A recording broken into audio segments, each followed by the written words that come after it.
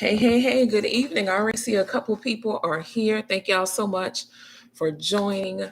Y'all, I don't know, I've lost count of how many Sundays this is, but every Sunday at 6 p.m.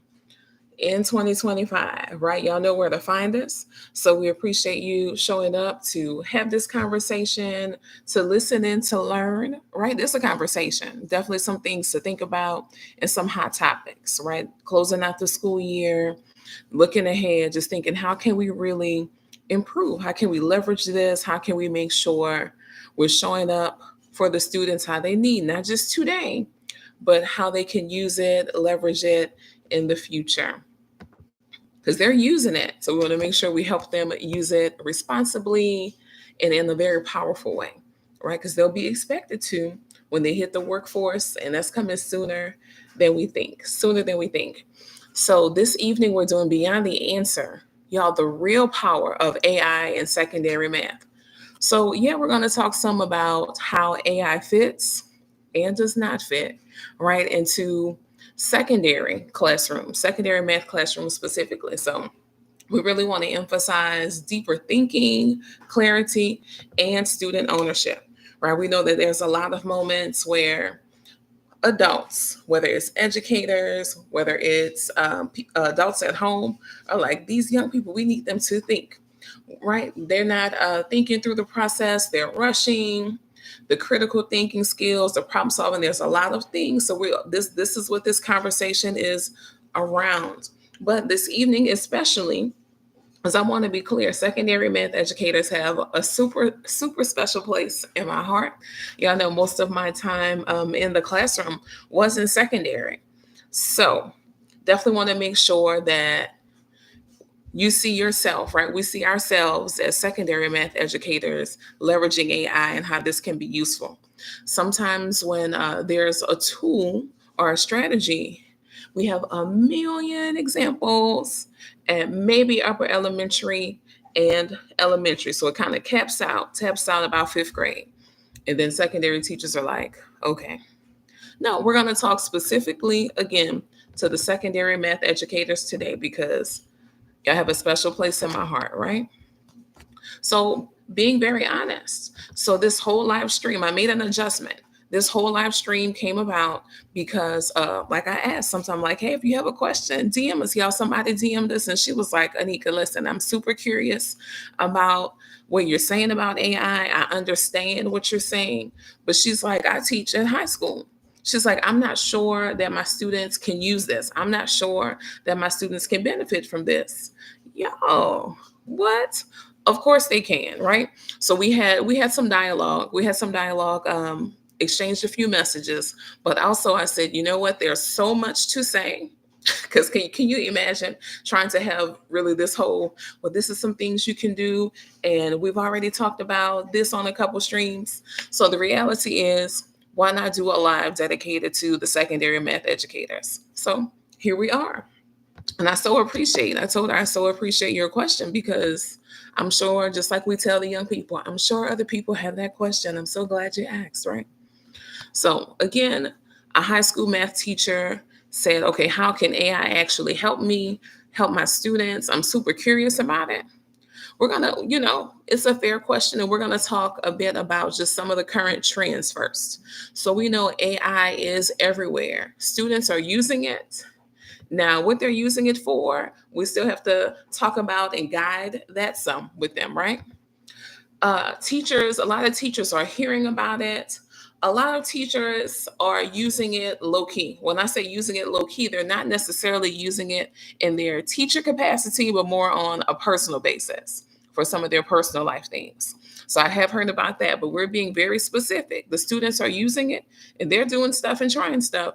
Some teachers are using it some more in their personal capacity, but we're going to talk about seriously how to use it in your educator capacity, right? You're developing that critical thinking, that math learning for those middle schoolers and high schoolers, okay?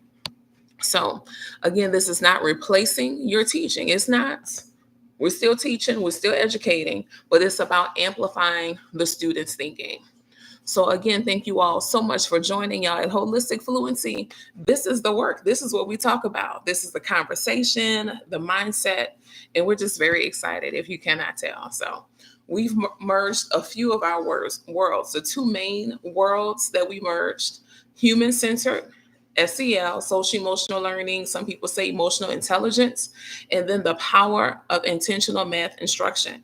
Now we're sprinkling it with and enhancing it that much more with tools like AI. So our belief is that math learning is just as much about logic and numbers as it is about identity, agency, and confidence. So this is our conversation. Here we go. So first of all, what does the data say? What does the research say? Could this work, right? Can AI really work in middle school and high school? We're talking about secondary math. So, yes, okay, it can work in personalized practice. So, we've talked before about how maybe there's trends like teachers, we study the misconceptions. Like when you're teaching fractions, you're teaching proportions, you're teaching slope, right? Slope intercept form, point slope form, all these different forms, the different cosine, sine. I'm speaking secondary math right now to people, right? Some of y'all are like, oh no, stay with me though. Just giving examples, different concepts that you're teaching. If there is a common mistake that people make, right? The teachers are very aware of it. AI will be aware of it, but maybe it's a less common mistake, but AI is able to help pick up on that for that student, for Anika, right? Because it's not as common and maybe it's being missed or it's taking longer for the teacher to pick up on it. Not that the teacher would never, but AI, because it can analyze data quickly, it's like, it's this step. If this step keeps happening, oh, this is why. And then they give the student that personalized practice so they can get clear on what that mistake is, address that misconception, and better understand and apply to that situation. Okay.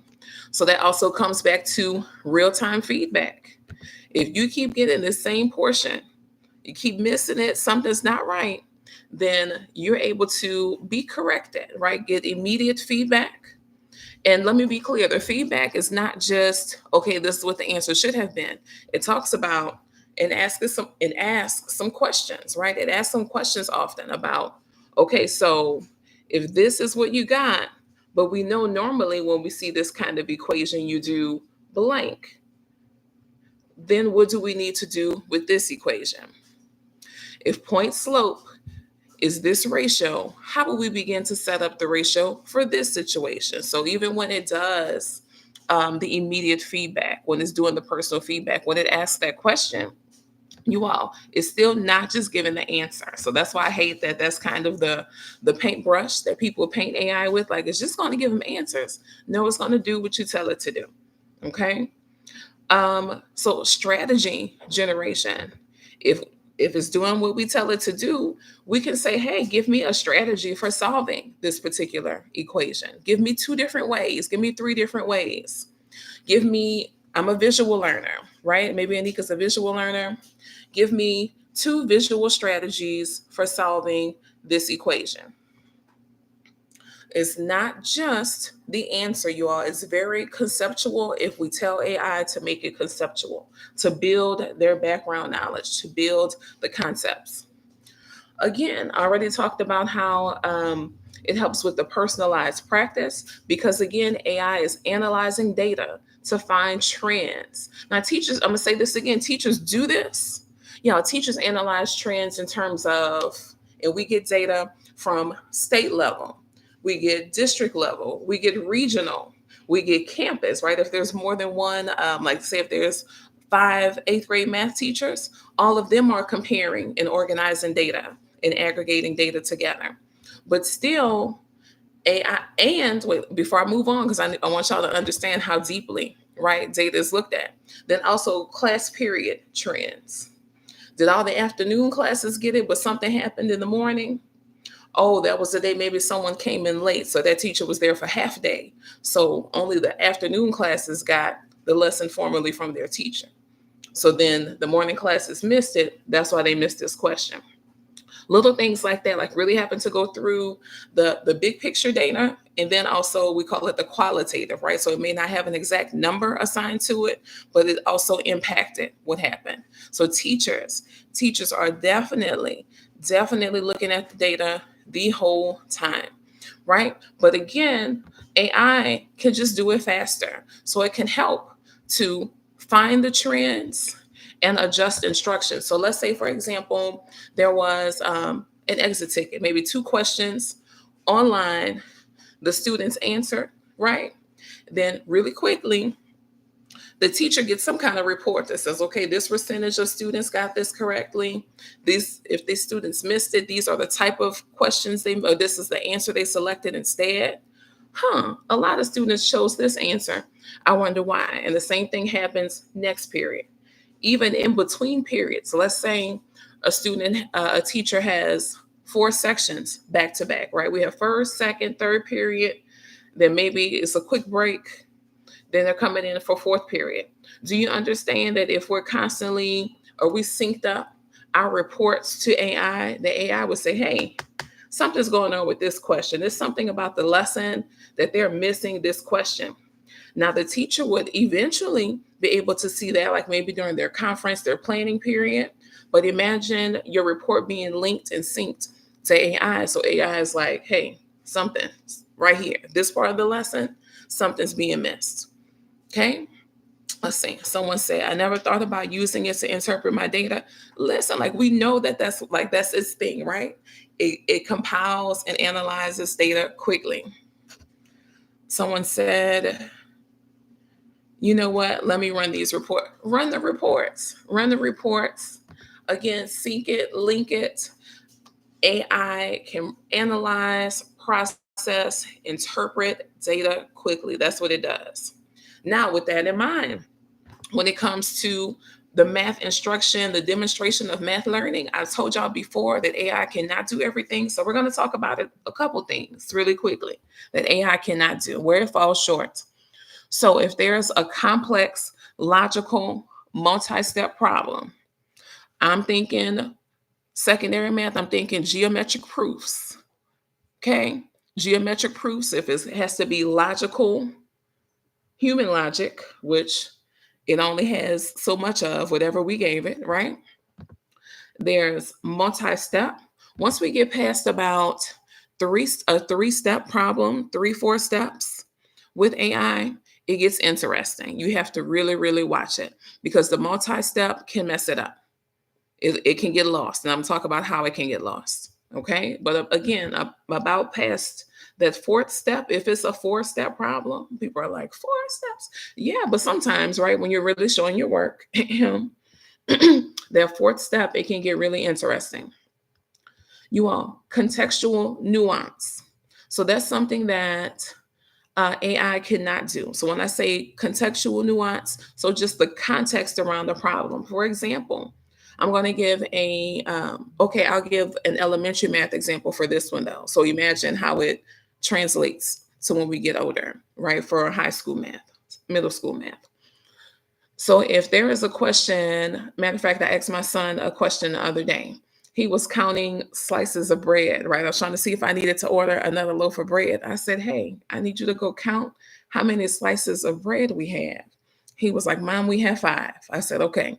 I said, well, you're making your sandwiches. I said, how many sandwiches can we make? He was like, okay, well, I can make 2 wholes. He said, then I just have one half left, right? So he said, okay, I really can only make 2 sandwiches. AI can't do that, y'all. For questions, AI is very literal in its logic. So it would say, hey, you can make 2.5 sandwiches. Now, realistically, like, can you make a half sandwich? Yeah, I guess. Right. But are we really trying to bring a half sandwich to school for lunch? No, we're not. So what we're saying, what is like if the question was determine the maximum amount of sandwiches you can make for school lunch this week, the answer should be 2 because we really can only make 2 whole sandwiches. Y'all let me know if that example makes sense to y'all. That is just going to give you the literal exact answer. If that's what you're asking it for, it's only going to be able to give you the literal exact answer. It's not going to be able to use the nuances. in like real world complex context in that way. Let me know if that makes sense. And that may be surprising to people, but that it just gets more accelerated at different scenario levels, right? We're talking about, okay, we're talking about algebraic reasoning now, right? You have this solar oven that the class built. You need to graph the data, you're interpreting the data. And in this solar oven, it was already 65 degrees outside, but then it's increasing in the solar oven 15 degrees every 30 seconds, something like that. I'm just making stuff up, but we've seen questions like this, right? So after 5 minutes, how hot will it be? So the AI, right, depending on the calculation, sometimes it may forget, oh, it was already 65 degrees. It's just going to tell you how much it increased instead of the overall temperature. So we're talking about the nuances of the context, then yeah, then that's something that AI falls short at. It does. Okay. Okay. Thank you. Thank you for letting me know that makes sense. So again, if we're not careful and we're using it too much without the proper guidance, without helping the students even understand how to, to evaluate it, right? Does this make sense? Is this a reasonable answer? Then the students will have their own reliance on it, and they can end up falling prey to some of those misconceptions and faulty answers. Okay, so want to be clear that AI is a starting point, not a substitute, right? We can get some things going, but it's just getting us started. It's not a substitute, it's just a starting point. Okay, good. A couple of y'all say, yeah, it makes sense. All right. So the secondary classroom part, let's talk about this because those are just kind of the general math connections, different ways we've talked about before how we can use AI in math class, but this was the key. So thinking about secondary, yeah, there's some social things that are different. And y'all know I would be remiss if I did not talk about some of the social development and just where the children are at that point, right? To make this make sense. So we know that, well, let me ask y'all. So when you're thinking about the social side of middle school, high school, y'all tell me in the chat, what are some things that come to mind when you're thinking about the social side, middle school life, high school life? What are some things that come to mind? Because we're going to talk about how to flip it for the benefit of math learning, right? Socially, if you had to socially describe those teenagers, middle school, high school, what are some descriptions that come to mind? Be honest, because we're going to put it in context for how we can flip that for math learning, math class. And I'm looking because y'all know every other day, y'all want to fuss about those age groups. So middle school, high school, what's your description? What's going on in middle school and high school?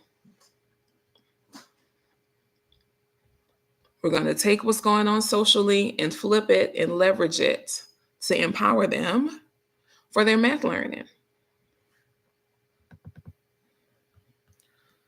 Okay, someone said relationships with peers. Yeah, that's what they prioritize, honestly, at that point. Exactly. Life is about their friends at that point. Very much so, very social. So someone said adult and child. Are we just talking about like that bridge to adolescence? That some days they're childlike and other days they want to be grown. They're working on their grownness, I say. Yeah. Okay. So I'll be back and forth. I'll be peeking at the chat. Yeah, so let's talk about how we can leverage this. Okay.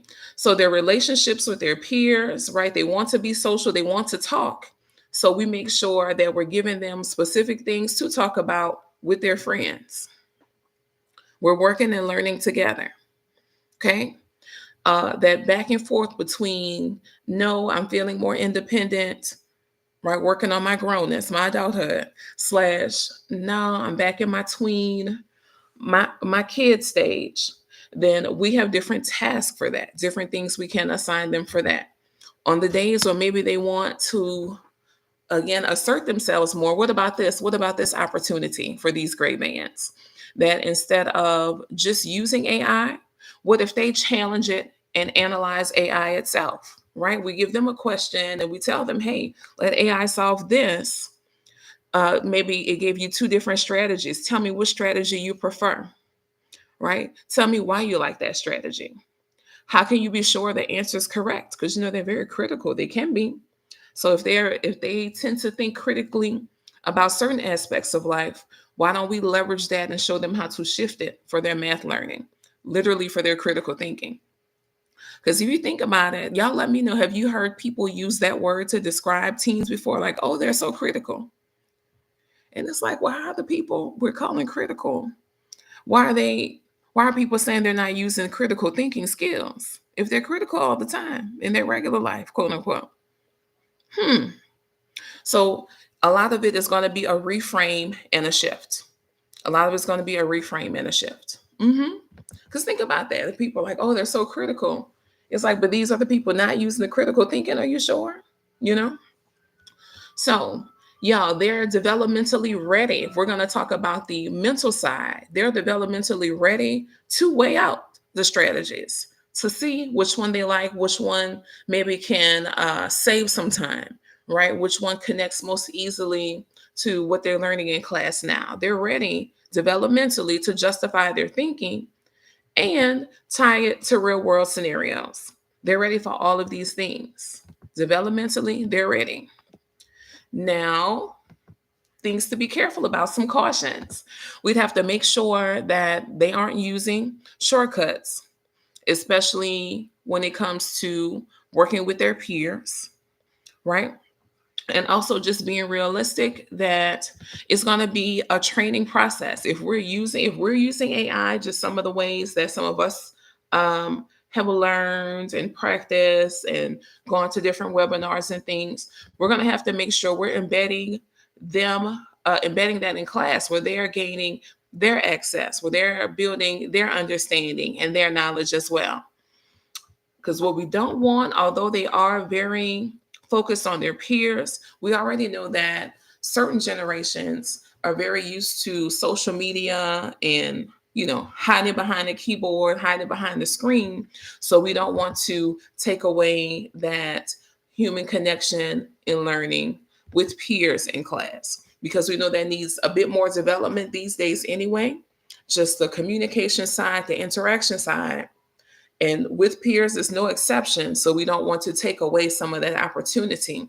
So even while we're having them work with peers, with AI, definitely lots of layers for the face-to-face verbal communication, not just text, right? Not just typing, writing, just being very clear about that, because it needs more development anyway, a bit more than in the past. Ooh, excuse me. So, where can AI support the process without becoming the product? Because that is a very big deal in general, but especially in secondary math. We want to make sure that it's not just the end, right? But how can it support their learning process, their learning journey along the way? So, what if you had ChatGPT again solve a simple equation, but then you ask students to check the accuracy, to improve the language, and not just improve the language? What if it's not as relatable? I'll say, right? It's not as relatable for their understanding, their interest, their community, their ethnic background. Have chat, make some updates, improve the language. Are they able to identify missing steps? Are they able to identify the errors that ChatGPT has? Like we said, if we asked ChatGPT about making this sandwich, it would have said you can make 2.5 sandwiches, when realistically, it should have just said 2, right? Okay. Another thing that we want to make sure we're careful about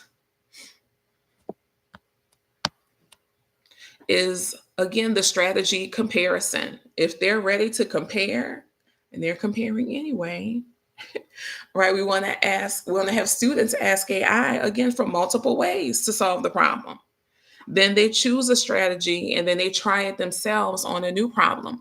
You all, this boosts their math communication, this boosts their metacognition. And we know metacognition is just their reflection and they're making connections, right? And they'll be able to reflect on why it worked or why it didn't work on the new example.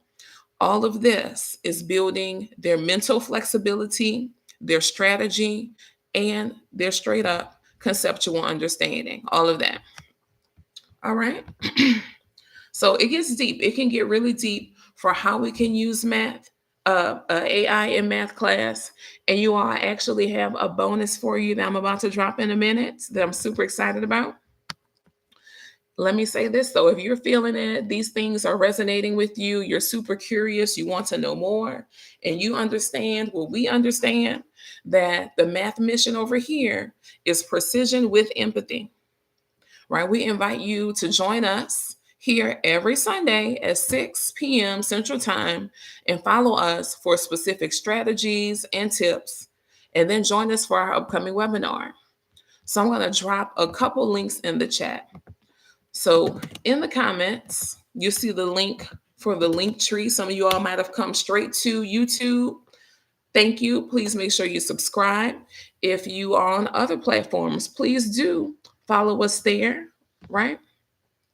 You all, I want to make sure that you have a good glimpse, though, of what's coming in the full webinar. These have just been little chunks, little pieces of some of the conversation, but we're diving much, much deeper. We'll walk through actual classroom examples going from K all the way up to 12, especially now that I know I have enough of my secondary math teachers curious, right? They're inboxing, which was the whole point of this stream, to answer the questions a bit more deeply. So we'll take a look at how AI supports, again, formative assessment, questioning, and promotes student reasoning. Not automation, student reasoning, okay? Now, y'all, this is a personal invitation. This round is special, right? If you felt unsure about where AI fits, or if you've been frustrated about how it's been used or is being used, then this is for you, because there are some things we can do to, again, reset, reframe, right, for the use if it's not being used appropriately or to its best. Slash, if you want to make sure you learn some things, y'all, all of this is for you. So make sure that you register now. The link that I dropped to you, the bio link, the very first thing is where you can register, okay? Now, what I'm going to do, I'm going to give y'all a quick preview.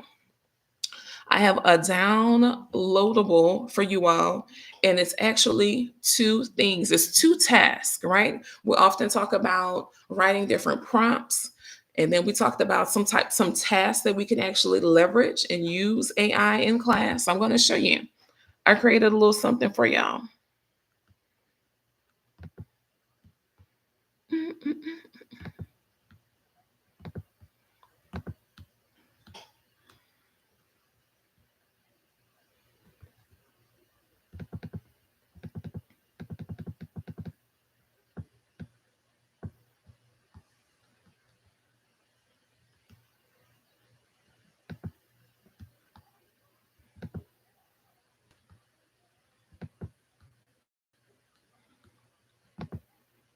All right, so right here, you all, we're always talking about AI as a thinking partner.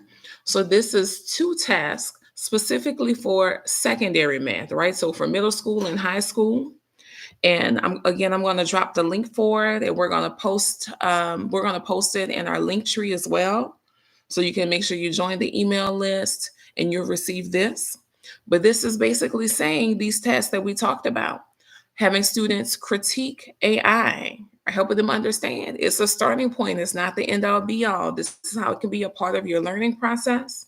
Then also the select a strategy task, right? Where they're comparing, choosing which one, evaluating which one they like the best, why, all these things, you all.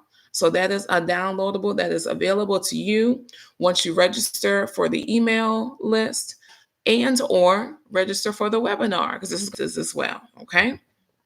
But there's more of that coming. during the webinar. So we hope that you get signed up soon. Thank y'all so much for joining the conversation this evening. And y'all know where to find it, right? Next Sunday, 6 o'clock, or send us a message like that high school math teacher did as well, which started part of this conversation. We really had a good dialogue, a good exchange of messages. So I hope to hear from you all soon. If not, I'll see you next week. Bye-bye.